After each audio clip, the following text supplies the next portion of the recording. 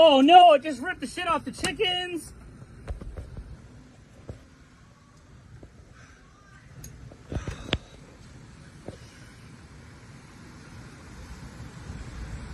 Don't fit your boots out there.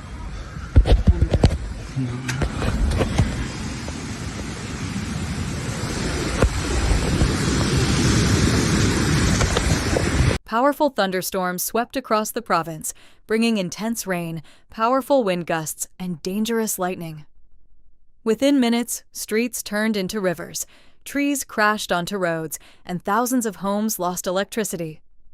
Drivers were forced to stop as visibility dropped to almost zero, while emergency crews responded to fallen trees and storm damage across multiple communities. Meteorologists warned that some areas experienced wind speeds strong enough to cause significant damage, making this one of the most intense summer storms to hit Ontario this season.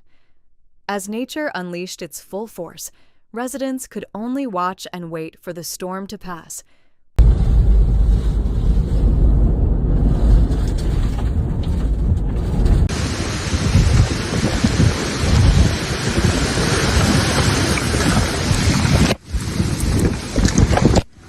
Oh no, it just ripped the shit off the chickens!